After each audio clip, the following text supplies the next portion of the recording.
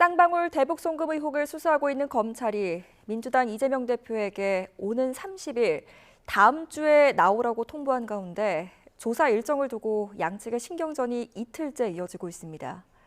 검찰은 이른바 사법방해 의혹도 조사하겠다며 민주당 박찬대 최고위원과 천준호 비서실장에 대해서도 출석을 요구한 것으로 파악됐습니다. 취재기자 연결해 보겠습니다. 김태원 기자. 네, 사회부입니다. 네, 검찰과 이재명 대표 측의 출석 날짜를 둘러싼 신경전 아직까지도 이어지고 있습니까?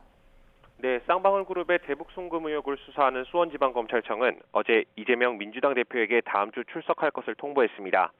백현동 특혜 의혹으로 이 대표가 서울중앙지방검찰청에 출석해 조사받은 지 엿새 만에 새로 소환 통보를 한 건데요. 이 대표가 출석한다면 5번째로 소환 조사를 받는 겁니다. 검찰은 소환 날짜를 오는 30일로 못 박았습니다. 하지만 이 대표 측은 바로 다음 날인 오늘 당장 출석하겠다고 밝히면서 양측이 한 차례 신경전을 벌였습니다.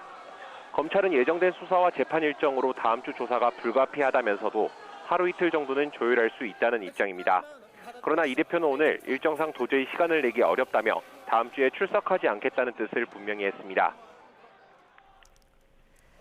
네, 이재명 대표 올해만 5번째 검찰 조사를 받게 될 것으로 보이는데 대북 송금 의혹이 무엇인지도 좀 설명을 해주시죠. 네, 검찰은 김성태 전 쌍방울 회장이 지난 2019년 경기도의 북한 스마트팜 지원 사업과 당시 경기도지사였던 이 대표의 방북비 명목으로 북한에 800만 달러를 준 것으로 보고 있습니다. 경기도가 낼 돈을 쌍방울이 대신 북한에 보냈다는 건데 검찰은 이 과정에서 이 대표가 관여했을 것으로 의심하고 있습니다. 의혹의 정점으로 보는 이 대표 조사를 마치면 백현동 개발 관련 혐의와 병합해 검찰이 다음 달 정기국회 회기 중에 이 대표에 대한 구속영장을 청구할 거라는 전망도 나옵니다.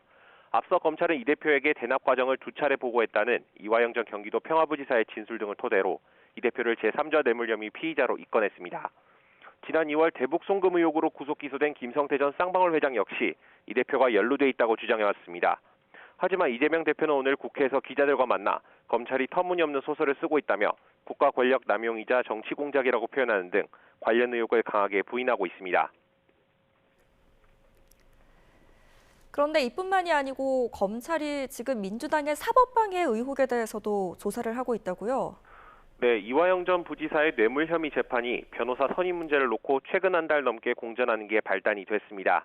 검찰은 핵심 당사자인 이 전 부지사 재판이 지연되는데 민주당 측의 책임이 있다고 보고 있습니다. 어제는 이 전 부지사의 최측근인 민주당 경기용인갑 지역위원장 직무대행인 이모 씨를 피의자 신분으로 불러 조사했습니다. 이 전 부지사를 후원하던 사업가에게 사무실 운영비를 받았었다는 혐의와 함께 민주당의 이른바 사법방해 의혹에 대해서도 조사한 것으로 알려졌습니다. 이 씨는 지난달 이 전 부지사가 이재명 대표에게 대북 송금을 보고했다고 기존 진술을 뒤집은 뒤 이 대표의 최측근인 박찬대 민주당 최고위원과 만났습니다. 이후 이 전 부지사에게 진술을 다시 번복하라고 회유했다는 의혹을 받습니다. 이와 관련해 박 최고위원은 이 씨와 만난 자리에서 이 전 부지사의 아내와 통화한 사실이 있다고 인정하기도 했습니다. 검찰이 사법방해 의혹을 추가로 조사하기 위해 이재명 대표 출석을 다음 주로 요청했다는 분석도 나오는데요. 다음 주엔 이와 관련해 박 최고위원과 천준호 민주당 대표실 비서실장에게 참고인 신분으로 출석을 요구한 것으로 전해졌습니다. 다만 박 최고위원과 천 비서실장은 검찰 소환 통보에 대해 전달받은 것이 없다고 설명했습니다. 지금까지 사회부에서 전해드렸습니다.